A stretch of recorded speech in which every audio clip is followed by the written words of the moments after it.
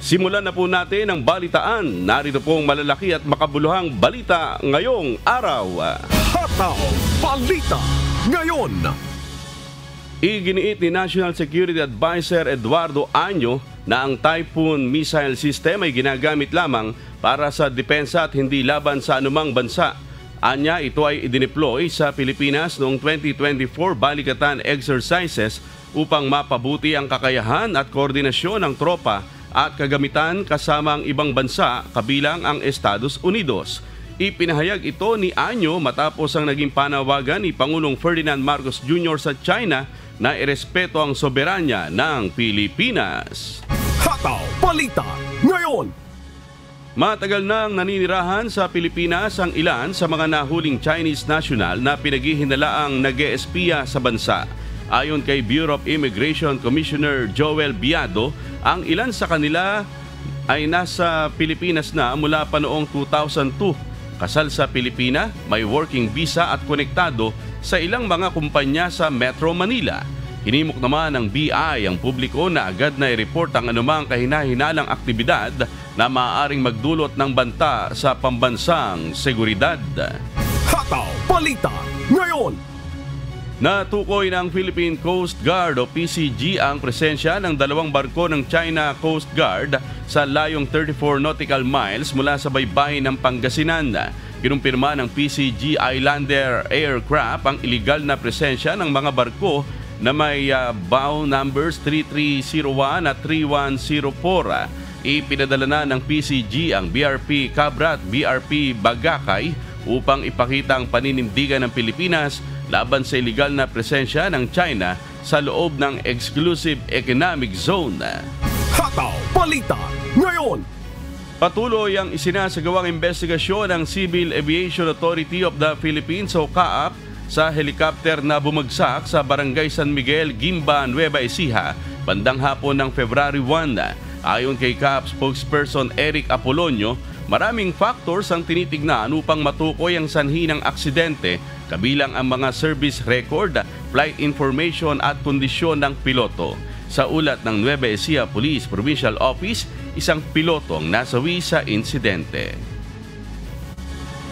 Kukunin yung aircraft na yan, yung helicopter, at itatabi sa isang lugar at imbestigahan ng aircraft accident investigators yan. Kasama ko yan sa investigasyon para makita kung ano talaga yung cause ng aksidente. Hataw Balita Ngayon. Isang lindol na may lakas na magnitude 5.1 ang yumanig sa Dinagat Islands kagabi February 2. Ayon sa PHIVOX, naitala ang lindol alas 11:43 ng gabi na may lalim na 96 kilometers. Naramdaman ang intensity 2 na lindol sa Dulag, Leyte at Sogod, Southern Leyte. Inaasahan ng mga aftershock sa nasabing lugar. Hataw Balita Ngayon. Nilinaw ng Philippine Institute of Volcanology and Seismology o PHIVOX na hindi crater glow kundi superheated plume ng ash emission ang liwanag na nakita sa bunganga ng Bulkang Canlaon. Ayon kay Volcano Monitoring and Eruption Prediction Division Chief Maria Antonia Bornas, ang superheated plume ay mainit na abo na kayang makita ng infrared cameras, habang ang crater glow ay nakikita ng mata at palatandaan na may magma malapit sa bunganga. Dagdag niya, ang crater glow ay senyales ng posibleng lava flow o lava fountaining tulad ng sa Bulkang Mayon at Taal noong 1754. Hataw Balita Ngayon.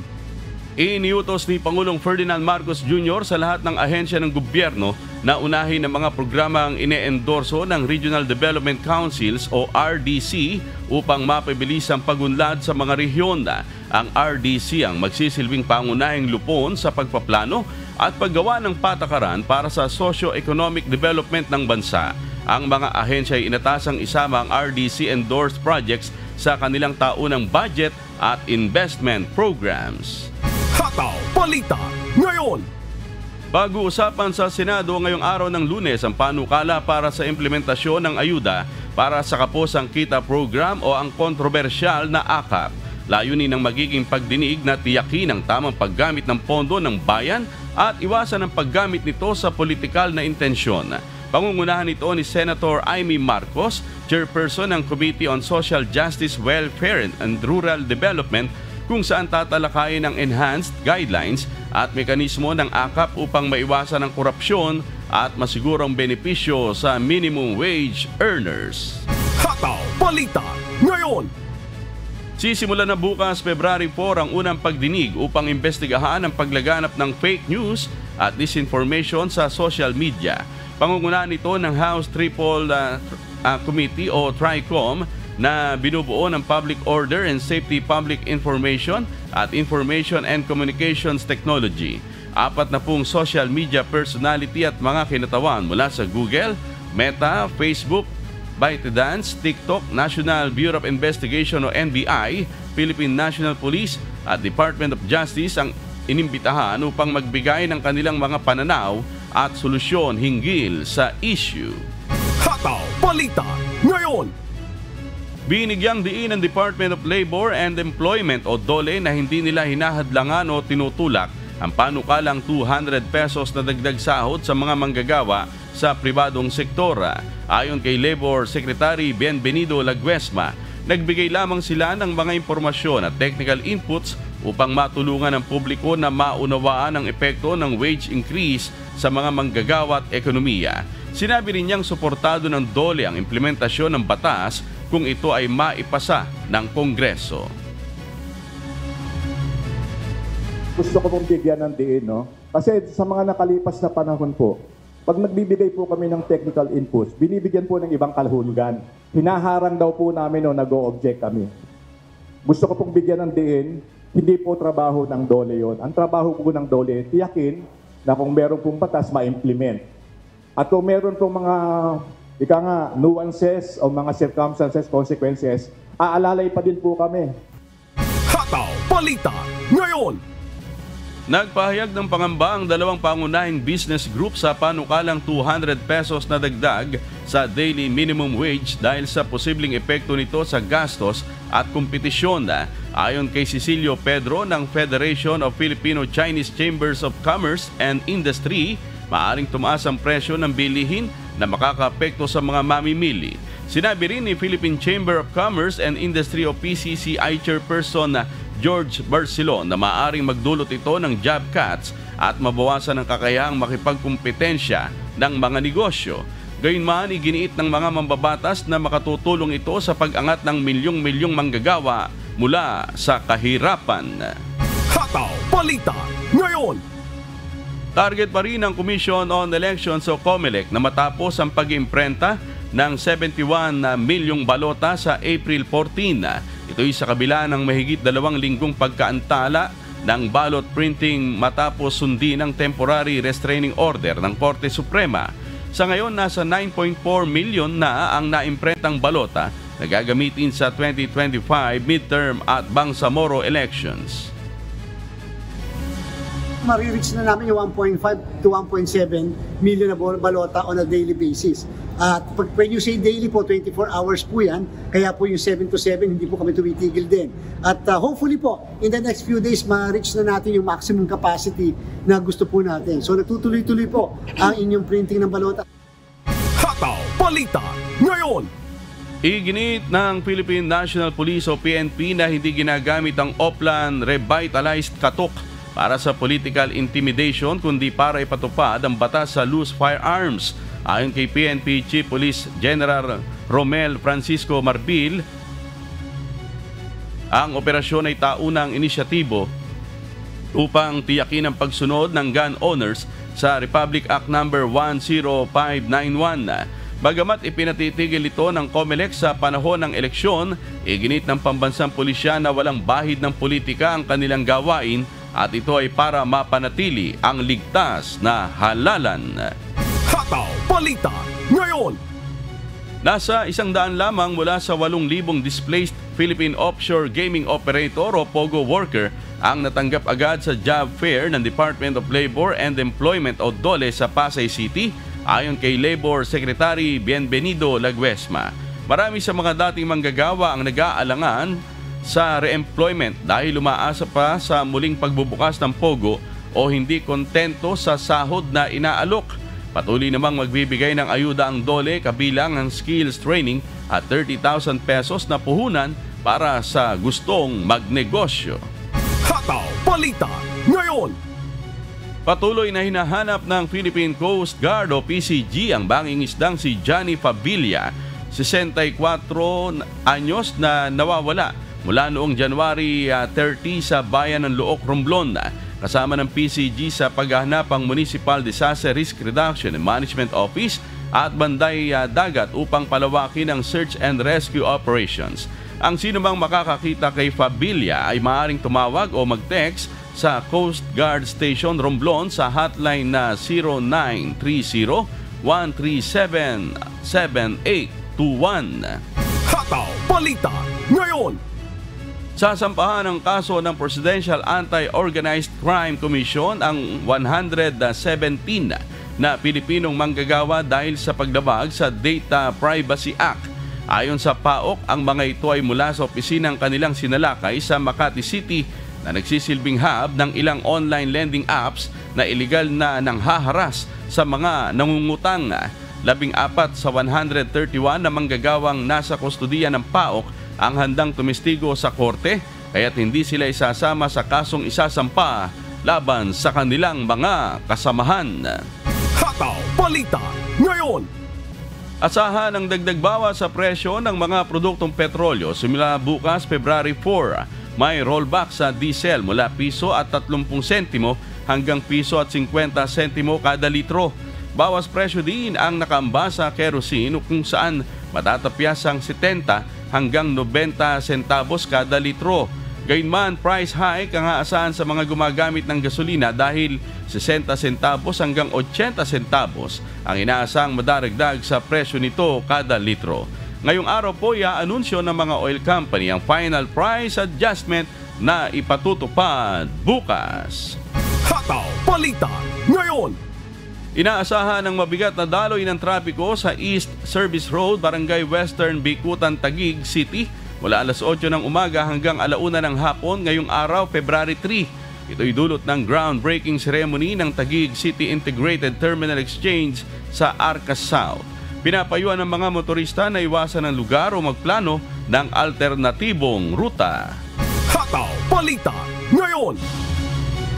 Dalawang tawag mula sa Tagum CDRRMO ang natanggap ng UNTV News and Rescue Team na kailangang dalhin sa ospital. Sa Quezon City naman, nilapatan ng paunang lunas ng rescue team ang mga natamong injury ng isang motorcycle rider. Si Hazel Fuerza sumahataw. Hataw Balita ngayon.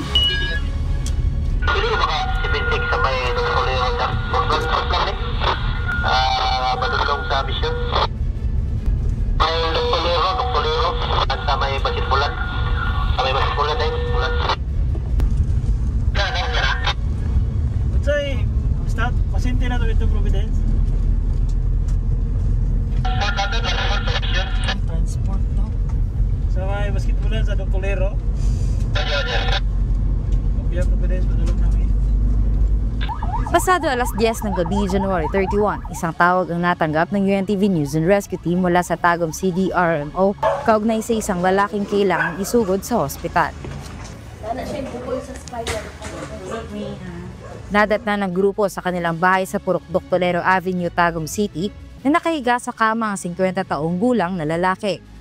Ayon sa kanyang kamag-anak, nahihirapan umano ang pasyente na huminga kaya nagdesisyon silang humingi na ng tulong. Kaagad namang inassess ng rescue team ang kalagayan ng pasyente at isinakay sa rescue vehicle. Habang nakasakay sa rescue vehicle ay minonitor ng team ang vital signs ng pasyente at inihatid sa Rivera Medical Center. Samantala, isang tawag ang muling natanggap ng rescue team mula sa Tagum CDRMO para sa isa pang pasyenteng kailangan ding dalhin sa ospital. Kaagad namang pinuntahan ng team ang address ng pasyente sa Barangay Kwambogan, Tagum City, kung saan nadatnan itong iniinda ang pananakit sa ibabang bahagi ng kanyang tiyan. Matapos makapagsagawa ng assessment sa pasyente, ay agad na itong isinakay sa rescue vehicle at inihatid sa Davao Regional Medical Center. Isang concerned citizen naman ang humingi ng saklolo sa UNTV News and Rescue Team kaugnay sa nangyaring aksidente sa Quezon Avenue, Underpass, Quezon City alas 11 ng gabi noong January 31. Pagdating sa lugar ay naabutan ng rescue team na nasa gilid na ng kalsada ang motorcycle rider na ito. Kaagad nagsagawa ng assessment ang grupo at nilapatan ng first aid ang mga natamong injury ng 27 anyos na rider. Mayroon itong sugat at gasgas sa magkabilang siko, pasasaka ng tuhod at sugat sa kaliwang paa. Matapos lapatan na paunang lunas ng rescue team ang sugatang rider, tumanggi na itong magpadala pa sa ospital. Involved sa aksidente ang isang SUV at motorsiklo. Wala namang natamong injury ang driver ng SUV. Hazel Fuerzas, humahataw sa Balita Ngayon. Hataw Balita Ngayon. At para po sa mga balita sa iba't ibang panig ng mundo, narito ang ating global correspondent na si Noel Poliarco mula sa Edmonton, Alberta, Canada.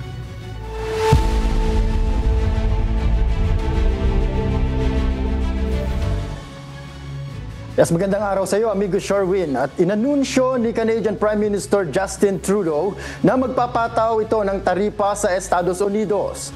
Ito ay matapos ipatupad ni United States President Donald Trump ang mga taripa sa Canada, China at Mexico. Mula sa Edmonton, Canada, may humahataw na balita si Jeffrey Coz live. Hataw Balita Ngayon. Jeffrey, gaano kalaki ang taripa na ipapataw ng Canada sa US?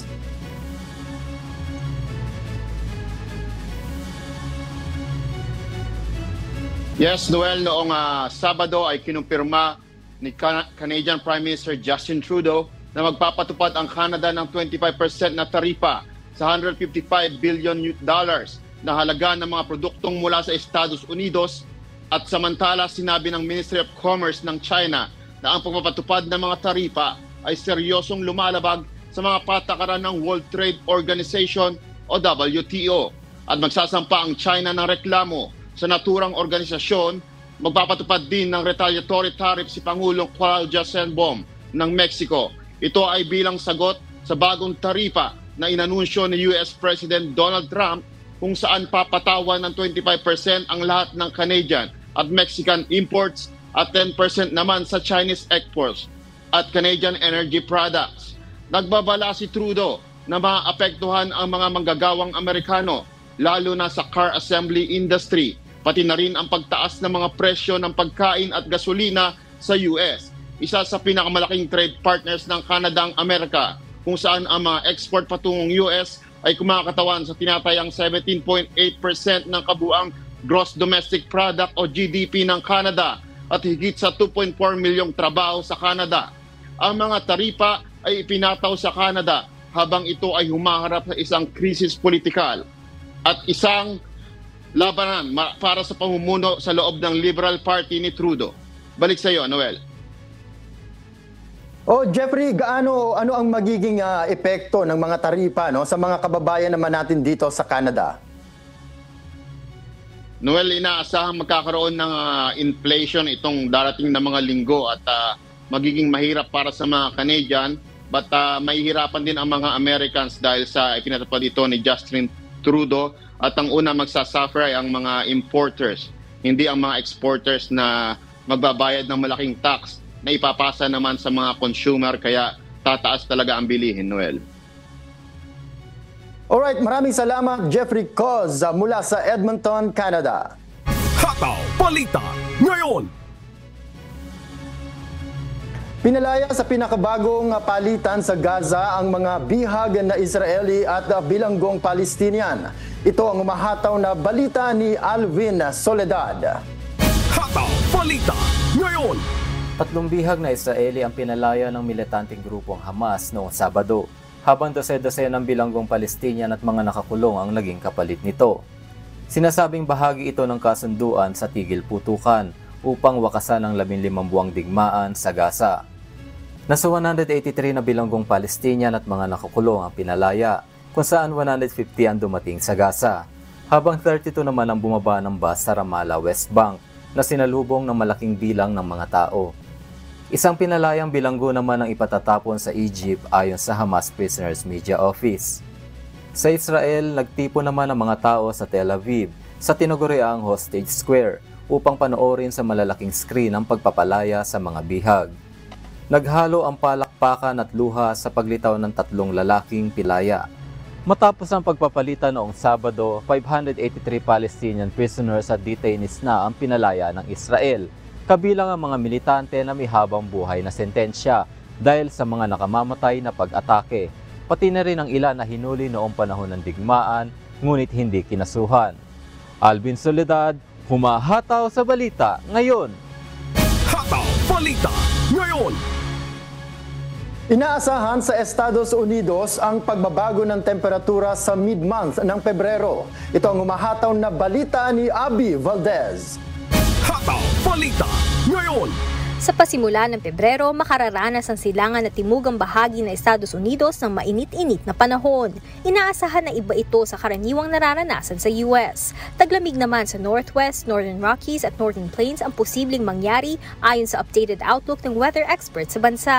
Gayunpaman, may potensyal na pattern change na makikita sa kalagitnaan ng buwan. Maaaring magdala ito ng mas malamig na panahon sa east at south ng United States. Abby Valdez, humahataw sa balita ngayon. Hataw Balita Ngayon! Idinagdag na ng Australian Department of Health ang Aged Care sa Pharmaceutical Benefit Scheme o PBS, ang Retevno na gamot sa hindi pangkaraniwang uri ng lung cancer. Ito ang humahataw na balita ni Danny Delieva. Hataw Balita Ngayon! Aprobado bilang gamot ng metastatic non-small cell lung cancer na dulot ng rearranged during transfection or RET gene fusion ang Retevmo, kilala sa generic name na selpercatinib. Ayon kay Dr. Tom John, isang medical oncologist, ang di pangkaraniwang RET gene fusion ay nararanasan lamang ng hindi tataas sa 2% ng mga pasyenteng may lung cancer. Umaabot sa 10,000 Australian dollars ang halaga ng isang buwang supply ng Retevmo. Dagdag pa ni Dr. John, posibleng $100,000 ang magastos ng pasyente lalo na kung matagal ang magiging gamutan. Subalit epektibo noong Sabado, February 1, 2025, ibinilang na sa Pharmaceutical Benefits Scheme o PBS ang kapsula. Sa ilalim ng PBS, 30 Australian dollars na lamang ang babayaran ng pasyente kada reseta ng Retevmo. Umaasa si Health Minister Mark Butler na makikinabang sa panukala ang nasa 130 Australians na nadadiagnose sa naturang uri ng cancer taon-taon. Danny Delieva, humahataw sa balita ngayon! Hataw Balita Ngayon! Sa pagsisikap na matapatan ang bilang ng pre-COVID international visitors, inihayag ng New Zealand Economic and Development ang mga plano para sa tuloy-tuloy na pagpasok ng turista sa bansa at lalo ang strategic spending ng International Visitor Levy. Ito ang humahataw na balita ni Early Briones. Hataw Balita Ngayon! Inanunsyo ng New Zealand government noong nakaraang linggo ang pagtutok nito sa pagpapayaman ng ekonomiya sa pamamagitan ng pagpapalago ng turismo at immigration rate sa bansa. Gayunpaman, nagpahayag ng pagkabahala ang maliliit na komunidad. Ayon kay Waitaki Mayor Gary Kitcher, malaki ang tulong sa kanyang nasasakupan kung ang mga tao ay mananatili ng ilang araw sa kanilang lugar, sa halip na daraan lang para tumungo naman sa mga ibang lugar na mas popular. Dagdag pa nito, mahalaga na mapaganda pa ang kanilang infrastructure system at ma-maximize ang peak season ng turista sa lugar. Ayon naman kay Dr. Agnew, manager ng Oamaru Blue Penguin Colony Science, dapat ding suportahan ng pamahalaan ang wildlife at landscapes ng bansa. Naniniwala si Mayor Gary Kitcher at Dr. Agnew na dapat maging bahagi ang small communities at wildlife at landscapes ng bansa sa pamamagitan ng international levy fee ng mga turistang papasok sa bansa. Early Briones, humahataw sa balita ngayon. Hataw Balita Ngayon! Excited ang mga kababayan natin sa Rome, Italy nang muling nasaksihan ang isinagawang Hot Air Balloon Festival. Hindi nila ilintana ang mahabang biyahe upang muling maranasan ang sayang hatid ng naturang okasyon. Ito ang humahataw na balita ni Edith Artates. Hataw Balita Ngayon! Kinailangan bumiyahe ng 12 oras ang mga kababayan nating overseas Filipino worker mula Rome, Italy upang masaksihan lamang ang pagsasagawa ng hot air balloon sa Switzerland. Nagsimula ang pagdiriwang noong January 25 hanggang February 2. Sa kabuuan, umabot sa mahigit 50,000 ang dumagsang bumisita sa event na ito. This is the 45th edition here of the Festival of the Balloon in Châteaudet.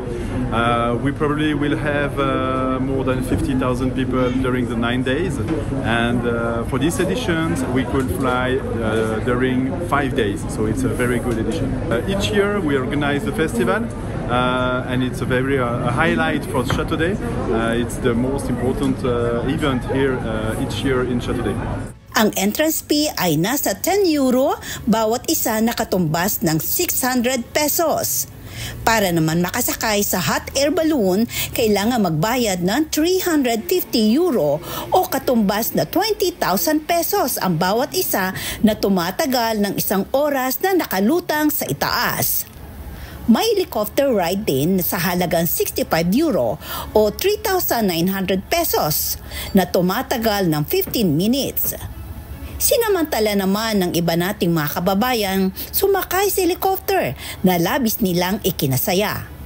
Sulit ang kanilang pagdayo dito dahil sa nag-enjoy sila at pansamantalang nakalimutan ang pangungulila sa kanilang mga mahal sa buhay. First time ko pong nakasakay ng helicopter, 65 euro po ang per head. Sulit naman po talaga yung experience po, bilisima po, hindi basta-basta po makakalimutan yung saya at hindi po basta mabayaran yung pera, yung sayang na idulot po nung pagsakay namin dun sa helicopter.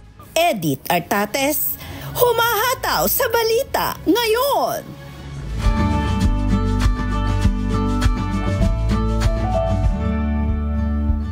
Alamin ang magiging lagay ng panahon sa iba't ibang bahagi ng bansa ngayong araw ng Lunes. Panoorin po natin ang update mula sa Philippine Weather Bureau Pag-asa. Isang magandang umaga po sa ating lahat. Narito ang latest na weather update ngayong araw ng Lunes, February 3, 2025. Sa kasalukuyan po ay wala tayong binabantayan na LPA o bagyo sa loob at labas ng ating Philippine Area of Responsibility, bagamat asahan pa rin po natin magpapatuloy yung epekto ng easterlies pati na rin po ng northeast monsoon sa iba't ibang bahagi po ng ating bansa. Dulot po ng epekto ng amihan na nakaka-apekto currently dito sa may area ng Northern Luzon, maaaring maranasan po yung may hinang mga pagulan o mga pag-ambon dito po sa may eastern sections ng Northern Luzon area. Samantalang sa nalalabing bahagi naman po ng ating bansa ay patuloy ang epekto ng easterlies or yung mainit na hangin na nanggagaling sa karagatang Pasipiko. Kaya asahan po natin sa malaking bahagi ng ating kapuluan ay mararanasan pa rin po yung mainit na panahon, lalong-lalo na pagdating ng tanghali. At kung makikita po natin dito sa ating latest sa satellite animation, may mga kaulapan po tayo na mamataan, lalong-lalo na po dito sa may area ng Mindanao. So possible po yung easterlies magdudulot ng mga pag-ulan, especially po sa may eastern sections ng Mindanao area, at mataas po yung tsansa ng makulimlim na panahon sa may Mindanao ngayong araw. At sa nalalabing bahagi naman po ng ating bansa, maaliwalas naman po yung magiging panahon natin except na lamang yung mga posibilidad ng mga panandalian o biglaan na buhos ng ulan. Sa mga susunod na araw, inaasahan po natin na magpapatuloy yung epekto ng northeast monsoon sa may bahagi ng Luzon. Possible na lumakas po yan sa mga susunod na araw. Meanwhile, possible sa darating na Wednesday or sa Miyerkules ay makakaranas po ng mga pag-ulan sa eastern sections ng Visayas at Mindanao, pati na rin po dito sa may Bicol region. So possible maranasan po ngayong Wednesday yung moderate to heavy na mga pagulan, kaya doble ingat po sa ating mga kabayan dyan po sa Kabikulan, sa Eastern Visayas, kaya din sa eastern sections ng Mindanao area. Sa kalagayan po ng ating karagatan, wala po tayong gale warning sa ngayon, ngunit iba yung pag-iingat pa rin sa mga plano pumalaot sa mga dagat baybayin ng Northern Luzon dahil inaasahan pa rin po natin yung katamtaman hanggang sa maalon na karagatan. At dahil inaasahan po natin sa mga susunod na araw na unti-unti pa rin lalakas yung epekto nitong hanging amihan, maaaring maranasan po yung maalon hanggang sa napakaalong karagatan sa iilang dagat baybayin ng Northern Luzon simula po yan bukas. Kaya doble ingat po sa ating mga kababayan, lalong-lalo na yung may mga maliit na sakyang pandagat para po sa mga plano pumalaot sa mga dagat baybayin ng Northern Luzon sa mga susunod na araw. Sunrise po natin ngayong umaga ay 6:24 a.m. at sunset naman ay 5:56 p.m. Para sa karagdagang impormasyon, bisitahin lamang po ang aming social media accounts at ang aming website pag-asa.dost.gov.ph. At napanood po natin ang update mula kay Pag-asa Weather Specialist Rhea Torres. Tandaan, sa bawat araw na ating nasisilayan, tayo magpasalamat sa Diyos na may lalang.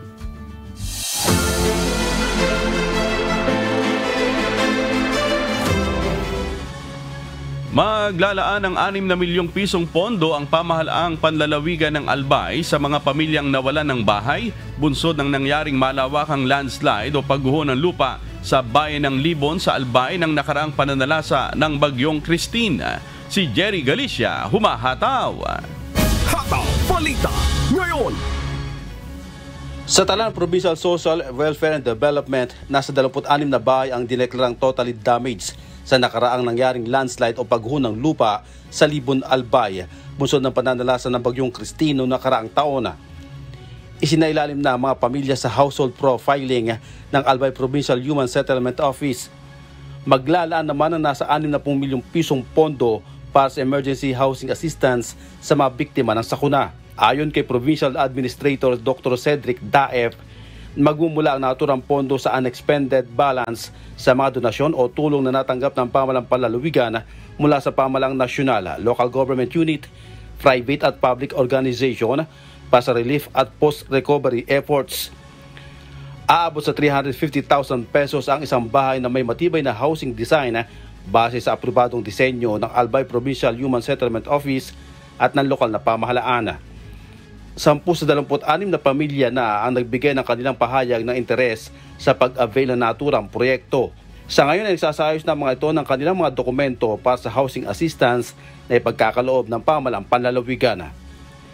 Jerry Galicia, humahataw sa Balita Ngayon.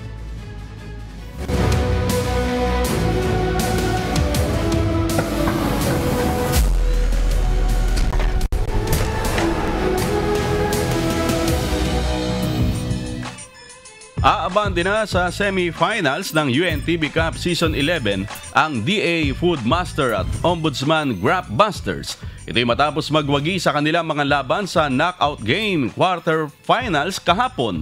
Si Bernard Daddy sumahataw.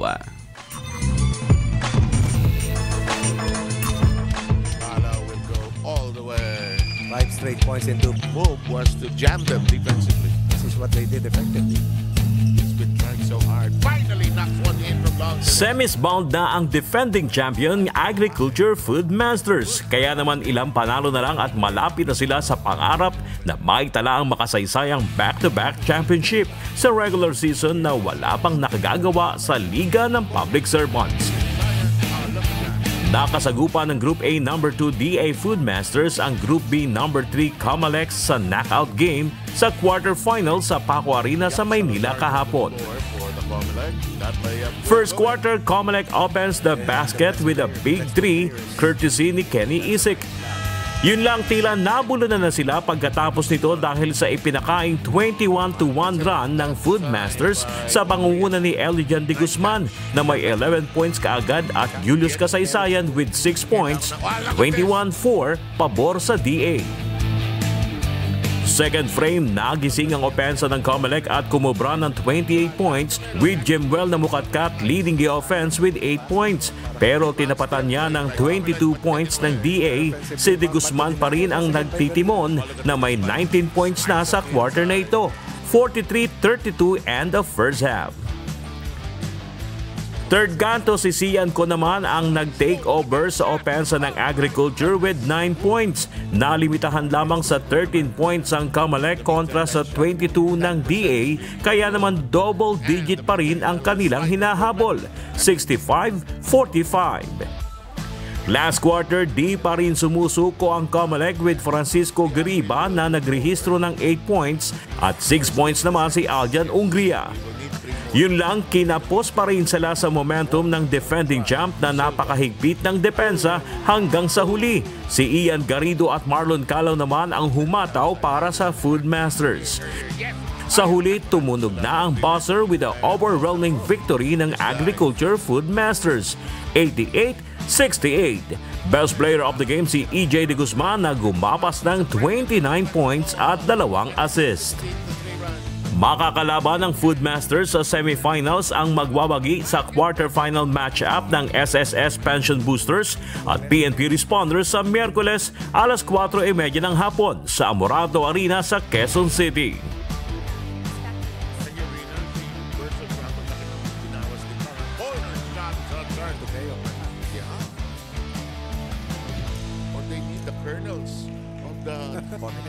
Aabante na rin sa semifinals ang Season 10 third placer Ombudsman Grabbusters. Nakabangga ng Group A number 1 team Ombudsman ang Group B number 4 AFP Cavaliers sa second game kahapon. Final score 80-74, panalo ang Ombudsman Grabbusters. Dahil sa clutch performance, napiling best player of the game si Israel de la Cruz na tumikada ng 27 points, 7 rebounds at 4 na steals. Nakabang naman ang Ombudsman sa magiging resulta sa do-or-die quarterfinals game ng PhilHealth Consulta at Judiciary Magis alas 3 ng hapon sa Miyerkules. Kahit eliminated na ang AFP at COMELEC ay magwawagi pa rin sila ng cash prize na itutulong nila sa kanilang napiling beneficiaries. Burger Daddies humahataw sa balita ngayon.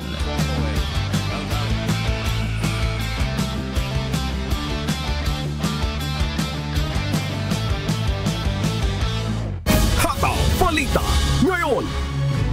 At sa pagpapatuloy po ng Hataw Balita ngayon, balikan po natin sa linya po ng ating komunikasyon si Binibining Dana Sandoval, ang tagapagsalita po ng Bureau of Immigration, para magbigay po ng detalye ukol sa ginagawa po ng ahensya laban po sa mga naarestong umano'y spies.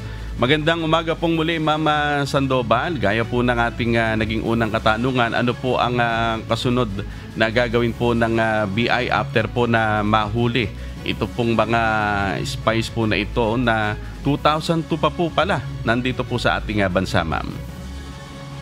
Yes, opo, nakita po natin dun sa records nila after mahuli po ng NBI in 3 separate occasions sa tulong po ng Armed Forces of the Philippines.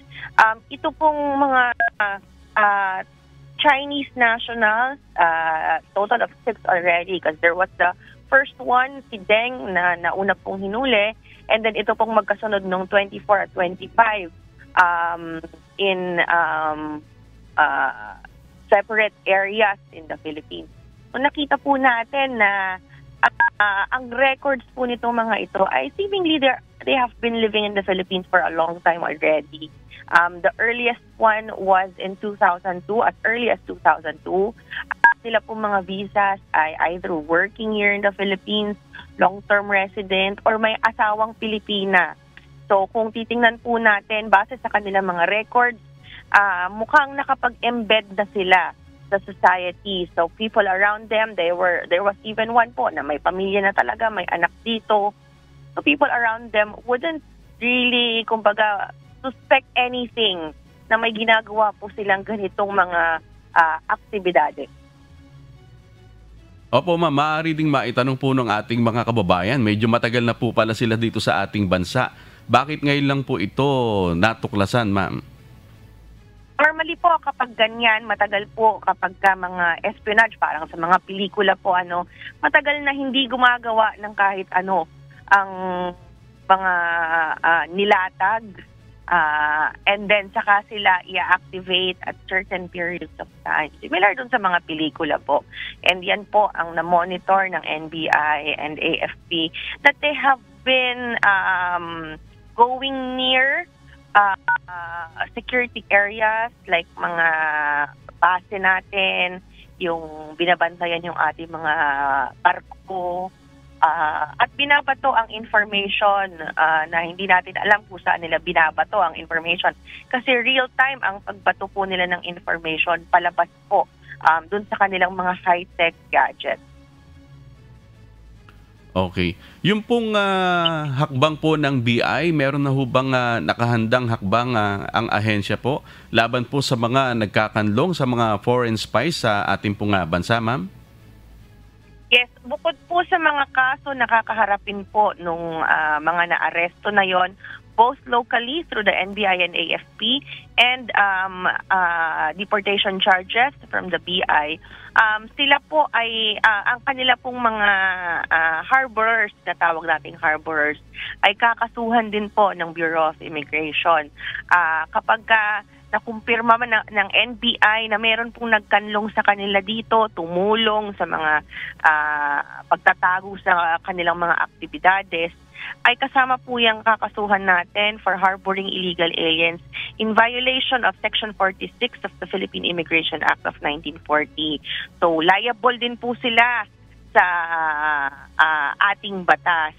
And ito pong mga ito, hindi po natin basta-basta i-deport itong mga tinuturing natin na Chinese spies kasi haharap din po sila ng kaso dito sa Pilipinas. So up until ma-serve nila kung ano man pong sintensya ang ipataw sa kanila dito sa Pilipinas, it is only then that we will implement the deportation against them. So halimbawa, kung sila po ay patawan ng habang buhay na pagkakakulong dito sa Pilipinas, then hindi po natin mai-implement ang deportation because they would have to serve their sentence here in the country.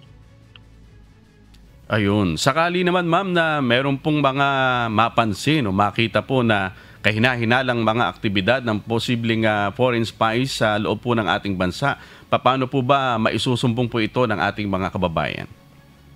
Yes, i-report po natin kapag may mga nakikita po tayo, wag po tayong basta magkibit-balikat lamang at hayaan po ang mga suspicious activities of foreign nationals in the country.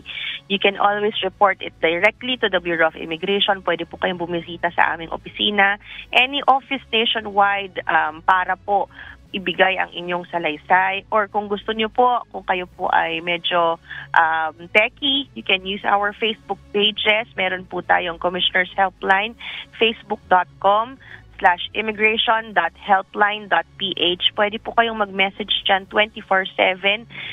Ang inyo pong information will be treated with confidentiality at yan pong information na ibibigay ninyo sa Bureau of Immigration or kung sa local law enforcement agencies ay gagamitin po natin sa pagtugis laban po sa mga tinuturing natin na illegal aliens na ito. Alright, maraming salamat po sa inyong oras, Binibining Dana Sandoval, ang tagapagsalita ng Bureau of Immigration. Salamat po. Salamat po, magandang umaga.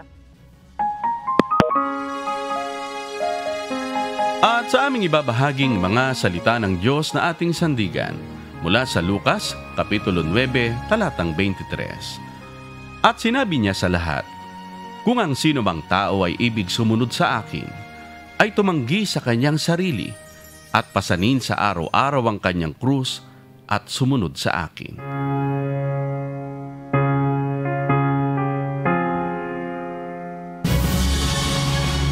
At yan po ang mga humahataw na balita ngayong umaga ng Lunes, 3 sa buwan ng Pebrero 2025. Sa ngalan po ng lahat ng bumubuo ng UNTV News and Rescue, UNTV Radyo Libertad 1350 at ng ating mga correspondent mula sa Pilipinas at sa iba't ibang panig ng mundo. Sa ngalan po ni Miss Annie Rentoy, ako po ang inyong amigo, Sherwin Kulubong. At dito sa UNTV at UNTV Radyo Libertad 1350, Diyos ang aming sandigan, serbisyo publiko ang aming pinahahalagahan. Susunod na po ang Good Morning Kuya. Salamat po sa Diyos at magandang umaga.